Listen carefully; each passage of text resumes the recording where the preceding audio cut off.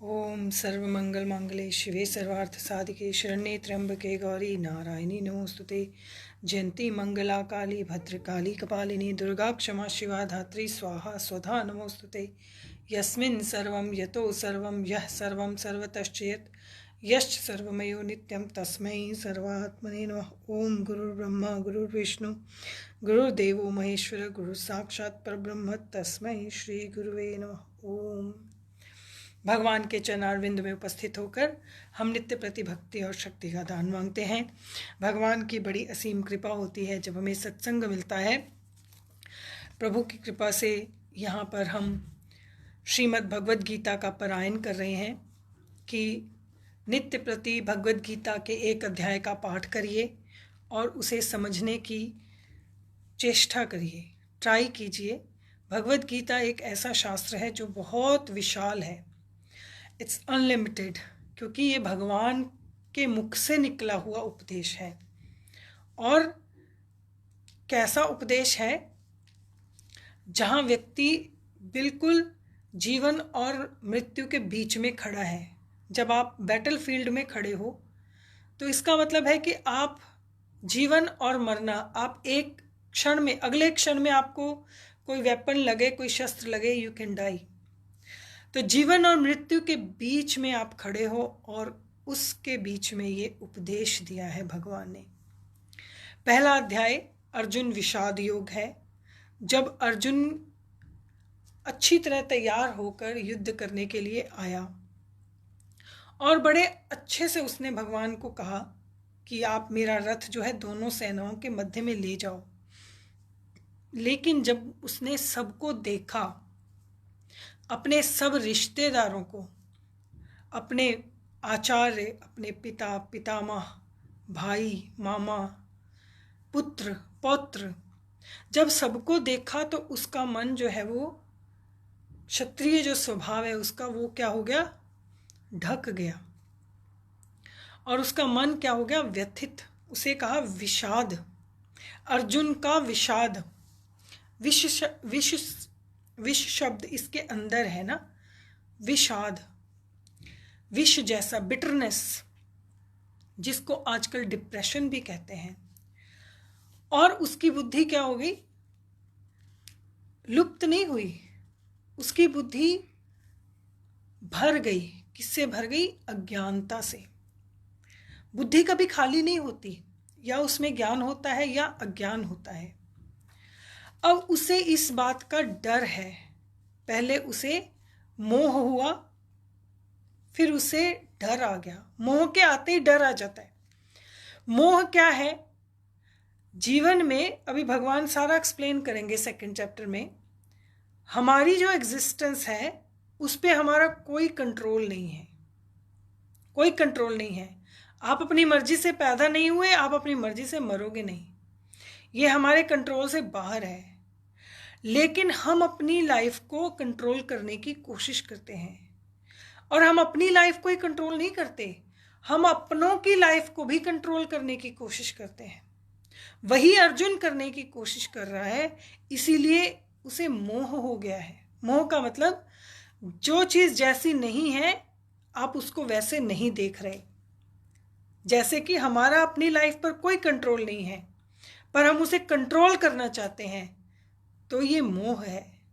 हमारा अपनी लाइफ पर कंट्रोल नहीं है तो और लोगों की लाइफ पर कैसे कंट्रोल हो सकता है। और अर्जुन क्या कह रहा है कि मैं ये युद्ध ना करूं, वो कंट्रोल करने की कोशिश कर रहा है। इसलिए मोह से ग्रसित होने के कारण, उसके जीवन में मोह आने के कारण उसकी बुद्धि क्या हो गई है, लुप्त हो गई है, अज्ञानता से भर गई है। जहाँ ज्ञान ना हो वहाँ अज्ञान है। और अब देखिए कि उसने पहले कितने अच्छे तरीके से कहा कि जिनके लिए मैं युद्ध में राज्य प्राप्त करना चाहता हूँ, आज वो सभी मरने के लिए यहाँ खड़े हैं, तो मुझे किसके लिए ये राज्य चाहिए। इसे वैराग्य कहते हैं। पर अब उसका मन कहाँ आ गया, अब वो कह रहा है अधर्मा भी भवात कृष्ण प्रदुष्यंती कुल स्त्रिय। जहां स्त्रियों से कोई लेना देना नहीं था युद्ध का, वहां अब उसने और तरह की बातें करनी शुरू की। वो कह रहा है कि स्त्रियां जो हैं कुल की प्रदूषित हो जाएंगी, स्त्रियां जो हैं वो दुष्ट हो जाएंगी और वर्ण शंकर संतान को उत्पन्न करेंगी। इसको कहते हैं अज्ञानता। अभी कुछ हुआ नहीं है और उसके होने से पहले आप क्या कर रहे हो, एज्यूम कर रहे हो। आपने कुछ देखा नहीं, आपने कुछ किया नहीं, आपको कुछ पता नहीं, पर आप जब एज्यूम करते हो, वो भी नेगेटिव एज्यूम करते हो, तो आप क्या हो जाते हो, डिप्रेस हो जाते हो। उसने एज्यूम पहले ही कर लिया कि सारे कुल की स्त्रियां जो हैं वो प्रदुष्यंती क्या हो जाएंगी, खराब हो जाएंगी, फिर खराब होकर दुष्ट हो जाएंगी, दुष्ट होकर वर्ण संकर संतान को पैदा करेंगी। और जो वर्ण संकर संतान है, संकरो नरकाएव कुल घनानाम कुलस्य च, वो कुल का क्या कर देंगी, नाश कर देंगी और कुल को नरक में डाल देंगी। क्यों? क्योंकि पतंती पितरो हे शाम लुप्त पिंडोदक क्रिया, पिंड दान जो करते हैं मृत्यु के बाद, वो क्रियाएं नष्ट लुप्त हो जाएंगी। क्योंकि होता क्या था, जो पुत्र हो या पौत्र हो या दोहित्र हो, आपका बेटा, सन, ग्रैंडसन, आइदर योर डॉटर्स सन और योर सन्स सन, कोई भी ग्रैंडसन जो है वो आपके शरीर का दान करता है, पिंड दान उसे कहते हैं, अंतिम क्रिया करता है। और अगर आपके कुल की स्त्री का जो विवाह है वो किसी नीचे जाति के साथ हो, तो वो जो संतान उत्पन्न होती है वो पिंडदान नहीं कर सकती। ये ऐसा उस समय परंपरा थी। तो उस परंपरा के अकॉर्डिंग अर्जुन जो कह रहा है कि सारे क्षत्रिय यहाँ लड़ने के लिए आ गए, ये सारे जब अगर मर जाएंगे तो जो कुल की स्त्रियां हैं वो किससे विवाह करेंगी? वो अपने से नीचे जाति से विवाह करेंगी, तो उनके जो घर में संतान होगी वो पिंडदान नहीं कर सकती। ये उसकी एग्जम्पशन है। ये उसने जो पढ़ा सुना उस समय में, उसके बारे में वो परेशान हो रहा है। और वो क्या कह रहा है, दोषे रेते कुलघ्ना नाम वर्ण संकर कार के, ये जो वर्ण संकर संतान उत्पन्न होगी ये कुल का नाश कर देंगी, क्योंकि ये दोष से उत्पन्न हुई हैं। उत्स्याधन्ते जाति धर्मा कुल धर्माश्च शाश्वता, हमारे कुल का जो शाश्वत क्षत्रिय धर्म है वो नष्ट हो जाएगा। और क्या होगा, जाति धर्म, यहाँ आ गया ना, पहले कुल पे आया, अब जाति धर्म नष्ट हो जाएगा। हमारी जाति में, क्षत्रिय जाति में ये कार्य होता था और ये कार्य नहीं होगा तो हमारा जाति का धर्म नष्ट हो जाएगा। उत्सन्न कुल धर्मानाम मनुष्यानाम जनार्दन, और मनुष्यों का हे जनार्दन, कुल धर्म अगर नष्ट हो जाए तो क्या होता है, नरके नियतम वासो, नरक में अनियत काल तक वास करना पड़ता है। भवतीत्यनुशुश्रुम, हमने ऐसा शुश्रुमन सुना है। किससे सुना है? अपने बड़ों से सुना है।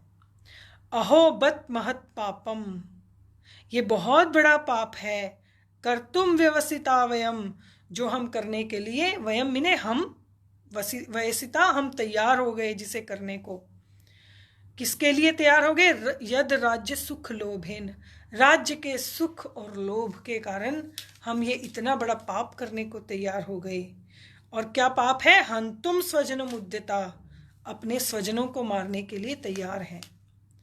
यदि माम प्रतीकारम अशस्त्रम शस्त्र पानेय, कहा कि मेरे को अगर मैं अशस्त्र हो जाऊं, मैं अपने सारे शस्त्र छोड़ दूं, अपने वेपन छोड़ दूं, और मुझे ये धृतराष्ट्र जो हैं मेरा प्रतिकार करें, मुझे मार दें, रणे हन्यु, मुझे मार दें, तन्मे क्षेम तरम भवेत, मेरा उसमें भी कल्याण है। अर्जुन की स्थिति है, कैसी स्थिति है देखिए। अर्जुन धर्म युद्ध में खड़ा है, भगवान कृष्ण उसके सारथी हैं। भगवान कृष्ण ऐसे ही तो किसी के सारथी नहीं बनते, उसके अंदर कितना गुण होगा, उसका चरित्र कितना सुंदर होगा, और भगवान में उसकी कितनी आस्था और श्रद्धा होगी, जिसके कारण भगवान आज उसका रथ चला रहे हैं। लेकिन भगवान के साथ होने पर भी उसको क्या हो गया है? अज्ञान हो गया है, मोह हो गया है। मेरे कहने का अभिप्राय ये है, भगवान आपके साथ हैं फिजिकली तो उससे कोई फर्क नहीं पड़ेगा। भगवान आपके साथ बाहर है कि नहीं है, भगवान आपके साथ यहाँ होने चाहिए। अगर आपकी बुद्धि और मन कहीं और लगा हुआ है तो परमात्मा आपके साथ फिजिकली भी रहता है तो उसका आपको कोई लाभ नहीं मिलेगा। आप सोचिए जरा। और जब भगवान कृष्ण और अर्जुन युद्ध कर रहे हैं तब उनकी एज क्या है? आप जानते हैं 90+, 90 साल से ऊपर है दोनों की आयु। और इसीलिए अर्जुन के सामने ये जो खड़े हैं पुत्र पौत्र पिता पितामह 200 ईयर प्लस है, और अभिमन्यु जो है वो अभी सिर्फ कुछ 18-20 साल उसकी उम्र है। तो हर आयु के क्षत्रिय वहां उपस्थित हैं। और इसीलिए अर्जुन सोच रहा है कि अगर ये सारे युद्ध में मारे जाएंगे तो जो कुल में स्त्रियां बच जाएंगी तो वो क्या करेंगी? जब उन कुल में जो स्त्रियों का विवाह कहीं होगा तो वो क्षत्रिय तो मर गए, तो अपने से नीची जाति में विवाह होगा तो उनके घर अगर स्त्री ऊंची जाति की हो और पुरुष नीचे जात का हो तो जो संतान पैदा होती है उसको वर्ण संकर कहते हैं। वर्ण संकर का एक्चुअल मीनिंग है उसका जो जेनेटिक्स है, जीन्स हैं, वो लोअर क्वालिटी के होते हैं। लोअर क्वालिटी के होते हैं इसलिए क्या होगा कि वो पिंडदान नहीं कर सकते, वो श्राद्ध नहीं कर सकते, तो उससे उनका जाति धर्म नष्ट हो जाएगा। लेकिन ये युद्ध किसी कुल के लिए नहीं है, किसी जाति के लिए नहीं है, किसी एक परिवार के लिए नहीं है, ये धर्म का युद्ध है। और अभी भगवान जब 2nd चैप्टर में उसे समझाएंगे और बताएंगे 2 अध्याय में कि तुम किसके लिए शोक करते हो। ये जो जातियां हैं, ये जो कुल हैं, ये जो धर्म है कुल के, ये किसने बनाए हैं? हम मनुष्यों ने बनाए हैं। और मनुष्य की स्वभाव है, मनुष्य का ये स्वभाव है, मनुष्य क्या करता है? हर चीज को कंट्रोल करने की कोशिश करता है, हर चीज को। अपने शरीर को कंट्रोल करने की कोशिश करता है, फिर अपने माइंड को कंट्रोल करने की कोशिश करता है, फिर अपने व्यवहार को कंट्रोल करने की कोशिश करता है, और फिर धीरे धीरे दूसरों को कंट्रोल करने की कोशिश करता है। पहले अपना भाग्य कंट्रोल करने की कोशिश करता है, फिर दूसरों का भाग्य कंट्रोल करने की कोशिश करता है। यह मनुष्य का स्वभाव है, क्योंकि मनुष्य जो है उसकी बुद्धि बड़ी शक्तिशाली है। पर लेकिन भगवान 2 अध्याय से लेकर 18वें अध्याय तक, 2nd चैप्टर से 18 चैप्टर तक एक ही बात को बार बार समझाएंगे। क्या? कि तुम्हारे हाथ में कुछ नहीं है, तुम क्या हो? निमित्त मात्रम, तुम केवल निमित्त हो। ये जो अर्जुन इतना परेशान है, ये जो अर्जुन इतनी बातें कर रहा है, और वेद भगवान कहेंगे ये जो तू वैदिक बातें मेरे साथ कर रहा है, ये जो तुम मुझे बता रहे हो कि कुल धर्म नष्ट हो जाएगा तो स्त्रियां प्रदूषित हो जाएंगी, स्त्रियां प्रदूषित हो जाएंगी तो कुल जो है, इस कुल की स्त्रियां दुष्ट हो जाएंगी, मतलब स्त्रियों तक पहुंच गया है, उनके बच्चों वर्ण संकरता तक पहुंच गया।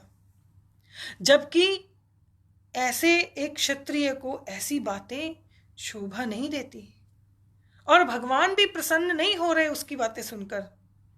और भगवान कहेंगे क्लेब्यम मां समगमः पार्थ, कैसी बातें करते हो तुम।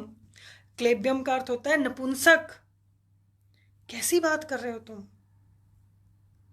तुम अभी इतनी अच्छी बात कर रहे थे, येषाम अर्थैकांक्षितम राज्यम, कि मैं जिनके लिए ये राज्य भोग और सुख चाहता हूं वो तो यहां प्राणान त्यक्त्वा धनानि च, प्राण और धन का त्याग करने आए हैं। ये तो बहुत सुंदर तुमने बात कही कि तुम्हें राज्य और सब कुछ उनके लिए चाहिए, अपने परिवार के लिए चाहिए, अपने लिए नहीं चाहिए, जबकि दुर्योधन को अपने लिए चाहिए। ये सतोगुण है, ये देवी वृत्ति है। लेकिन अब तुम कुल पर आ गए हो, फिर कुल की स्त्रियों पर आ गए हो, फिर कुल की स्त्रियों से वर्ण संकर पर आ गए हो। इसीलिए भगवान ने उसे उपदेश दिया कि आत्मा पर कंसंट्रेट करो। और सबसे बड़ी बात कि आप दो चीज़ों को भगवान 13वें अध्याय में बताएंगे। तुम सोचते हो तुम जन्म को कंट्रोल कर सकते हो? नहीं। तुम जन्म को, मृत्यु को, जरा को, व्याधि को, 4 चीज़ों को तुम बिल्कुल कंट्रोल नहीं कर सकते। कोई संसार में ऐसा हुआ ही नहीं। भगवान ने कहा मैं ही कंट्रोल नहीं कर सकता, मैं शरीर धारण करके आया हूं, मैं ही इन 4 चीज़ों को कंट्रोल नहीं कर सकता। तुम कैसे कर सकते हो?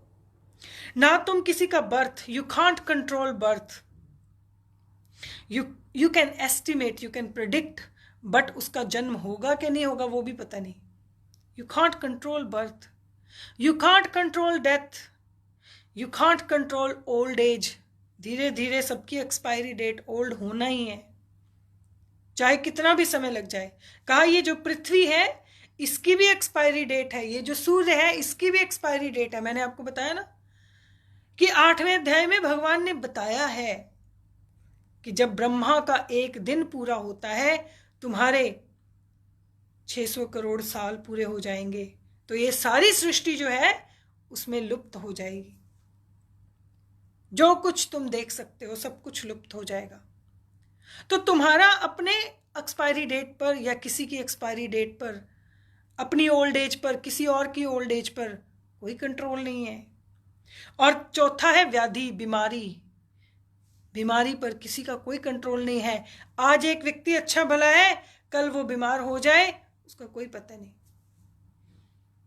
इसीलिए अर्जुन जो है उसकी हर बात क्या है यहां पर? वर्थलेस। कि तुम अभी कुल का नाश नहीं हुआ तो तुम कुल के धर्म के नाश के साथ साथ स्त्रियों को प्रदूषित पहले से ही कर दिया। और स्त्रीषु दुष्टासु, मतलब अभी किसी ने कुछ गलत कार्य किया नहीं और उसको पहले से ही क्या करना शुरू कर दो, स्टार्ट सेइंग बैड माउथ, गलत उसके बारे में बोलना शुरू करो, जो कि अच्छा नहीं है। भगवान यहाँ प्रसन्न नहीं हो रहे। और अर्जुन ने, और इन सब बातों को करने के कारण अर्जुन कहाँ तक गिर गया? अर्जुन यहाँ तक पहुँच गया कि अगर इन भाई बंधुओं को मारने की बजाय अशस्त्र शस्त्र पानेय, मैं अगर शस्त्र छोड़ दूं और ये मुझे क्या करें, रणे हन्यु धृतराष्ट्र, ये धृतराष्ट्र के पुत्र मुझे इस युद्ध में मार दें, क्षेम तरम भवेत, तत्मे क्षेम तरम भवेत, मेरा क्या होगा? उद्धार होगा, कल्याण होगा। क्षेम का मतलब होता है कल्याण होना, जो कि ये शब्द जो हैं बिल्कुल अर्जुन को शोभा नहीं देते। एक धर्म युद्ध में खड़ा हुआ इतना बड़ा योद्धा जो पूरे समाज के लिए लड़ने आया है, उसको ये शोभा नहीं देता। ये तो इसका एग्जाम्पल देते हैं बहुत से लोग, बहुत सारे संत कहते हैं एक डॉक्टर सर्जरी करने के लिए रेडी है और वो कहता है मैंने नाइफ नहीं चलाना क्योंकि ब्लीडिंग हो जाएगी। समाज की बीमारी को दूर करने के लिए इतना बड़ा युद्ध हो रहा है और अर्जुन हथियार उठाने को तैयार नहीं। फिर क्या हुआ? संजय उवाच, संजय ने कहा एवं उक्त्वा अर्जुन, अर्जुन ने ऐसा कहा और क्या किया? संख्ये मैंने दुखी होकर, रथोपस्थ उपाविशत, रथ पर बैठ गया, विसृज्यम छोड़ दिया, क्या छोड़ दिया?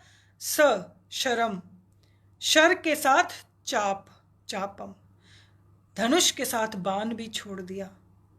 शोक संविघ्न मानस, उसका मन क्या हो गया अब? शोक और संविघ्न। शोक का मतलब सैड, दुखी, संविघ्न का मतलब डिप्रेस, पेनफुल एंड डिप्रेस। दुखी होकर रथ के पिछले भाग में जाकर अपना चाप और धनुष दोनों छोड़कर बैठ गया, धनुष बाण छोड़ दिया। ओम तत्सत इति श्रीमद् भगवद गीता सुपनिषत्सु ब्रह्म विद्यायाम योग शास्त्रे श्री कृष्णार्जुन संवादे अर्जुन विषाद योगो नाम प्रथमो अध्याय।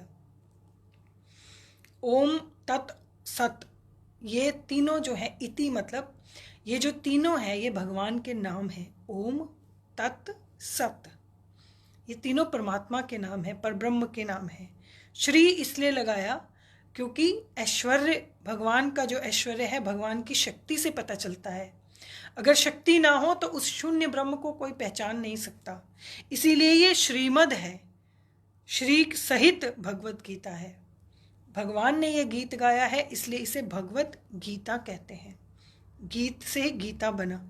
सु उपनिषद, ये केवल उपनिषद नहीं है, सु उपनिषद, सुष्ठु प्रकारेण उपनिषद। उप का अर्थ होता है पास, निषद में बैठना, पास बैठकर, और सु का मतलब बहुत अच्छे से पास बैठकर जो उपदेश दिया जाए उसे सुपनिषद कहते हैं। ब्रह्म विद्यायाम, ये ब्रह्म विद्या है, ये नॉर्मल विद्या नहीं है, ये ब्रह्म विद्या है। जिस विद्या से ब्रह्म की प्राप्ति हो उसे ब्रह्म विद्या कहते हैं। विद्या में एक विद्या है, एक अविद्या है, एक ब्रह्म विद्या है। अविद्या क्या है?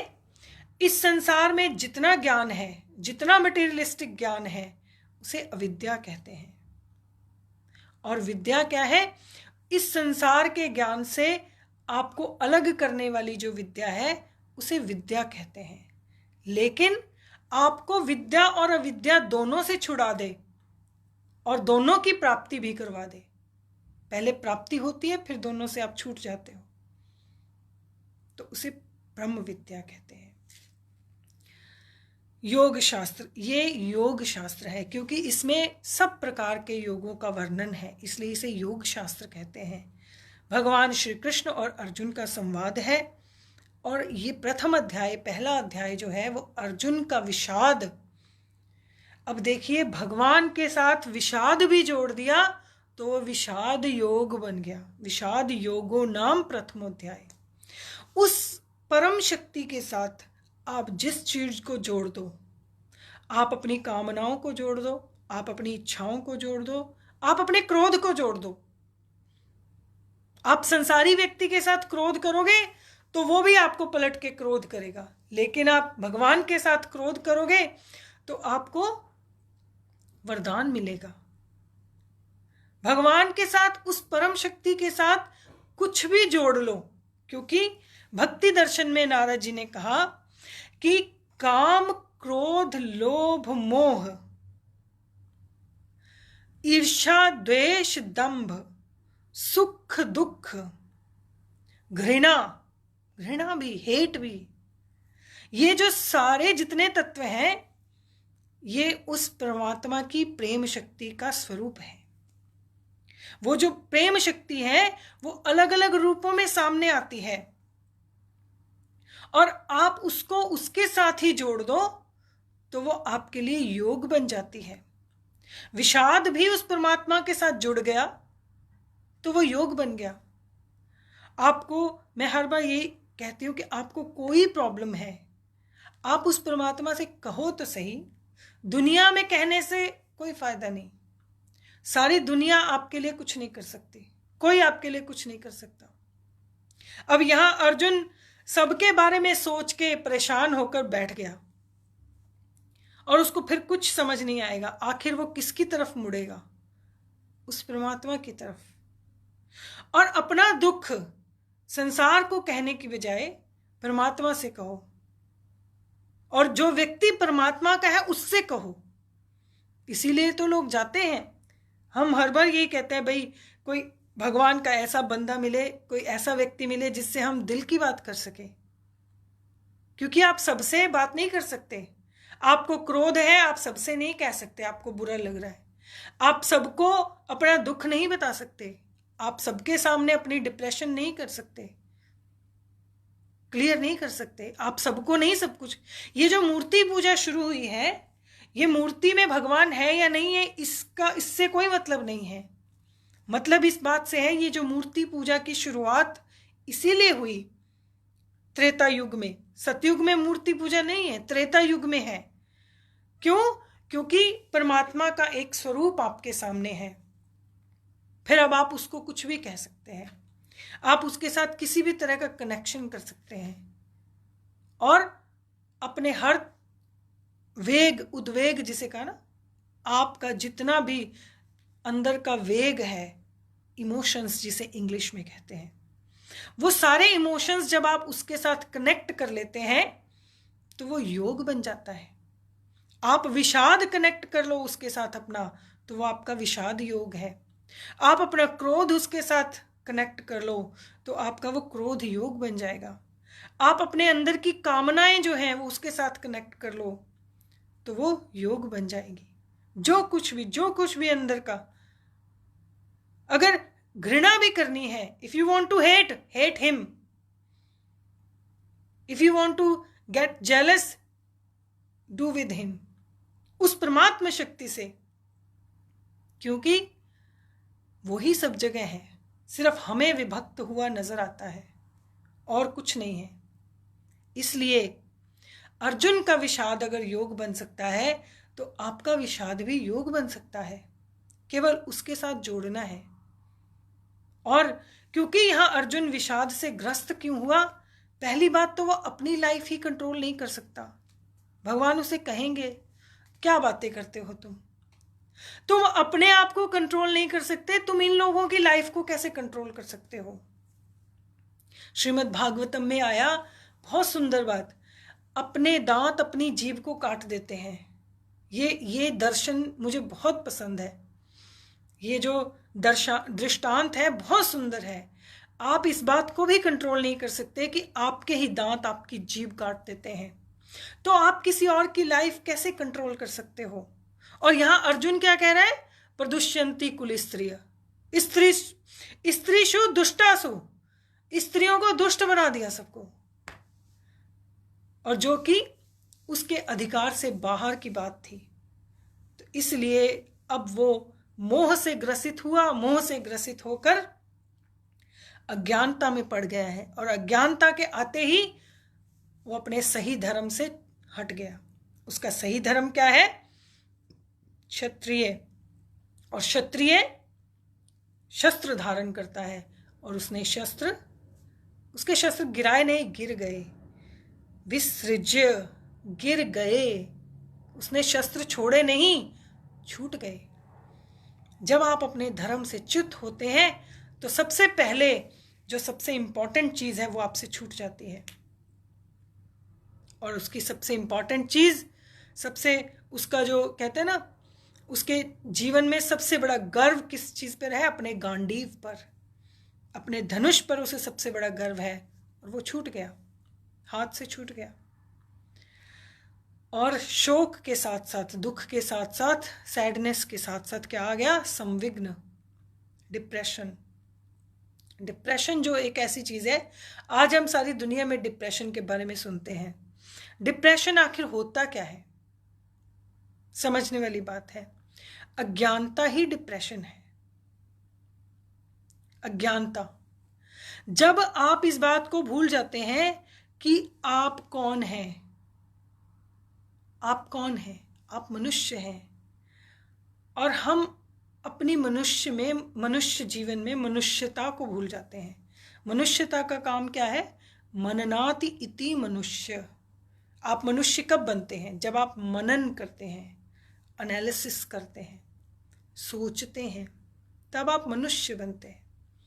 और अगर आप मनन नहीं करते, सोचते नहीं, एनालिसिस नहीं करते जीवन के बारे में, अपने बारे में, तो आप क्या हैं?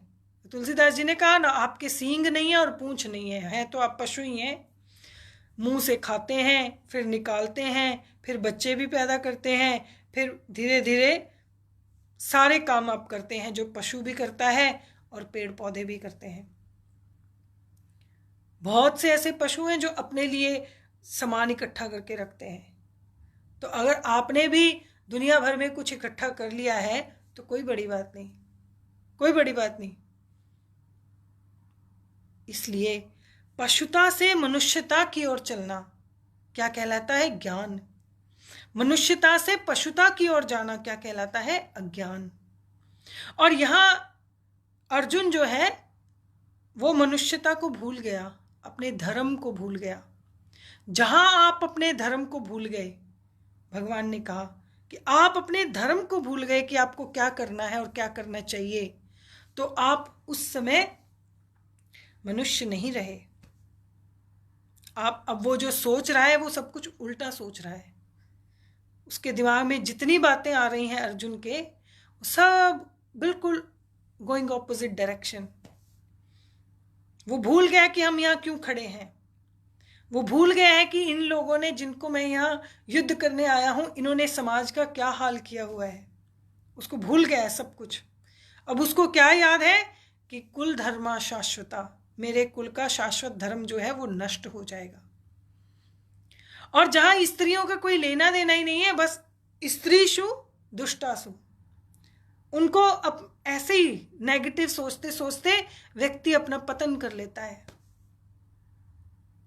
तो इसलिए भगवान अभी तक कुछ नहीं कहा, सुनते रहे। और अब दूसरे अध्याय में भगवान अर्जुन को शिक्षा देंगे कि तुम ये विषाद से निकलो। हर व्यक्ति अपने जीवन में कभी ना कभी किसी न किसी पॉइंट पर विषादग्रस्त होता है, और मैं कहती हूँ कि वो सबसे अच्छा जीवन का समय होता है। जब चोट लगे ना तो वो आपका जीवन बदल देता है। वो एक ऐसा समय होता है, उस समय शोक और संविघ्न तो बहुत होता है, लेकिन उस समय भगवान की कृपा होती है। विषाद इसलिए अच्छा है कि अगर आप उसे भगवान के साथ जोड़ते हो तो वो भगवान की असीम कृपा लेकर आता है, और वो कृपा आपको किसी भी तरह से प्राप्त नहीं हो सकती, केवल उस विषाद योग के द्वारा बड़े इजीली प्राप्त होती है। तो विषाद बुरा नहीं है, दुख बुरा नहीं है, केवल उस दुख को आप संसार से मत जोड़ो, उस परमात्मा से जोड़ो। तो आपको पता लगेगा कि ये सुख और दुख जो है वो हम इल्यूजन वर्ड है, इल्यूजनरी है, मृग तृष्णा है, और कुछ नहीं है। तो ध्यान से, अभी तक तो केवल व्यासदेव जी ने चरित्रों के बारे में बताया, दुर्योधन का चरित्र, अर्जुन का चरित्र, और अर्जुन कैसे अपने अच्छे चरित्र से नीचे शोक में ग्रस्त होकर गिर गया, मोह में पड़ गया। और अब भगवान उस पर कृपा करेंगे, क्योंकि वो भगवान की ओर मुड़ा है, शोक में संविघ्न होकर, संसार की ओर नहीं मुड़ा।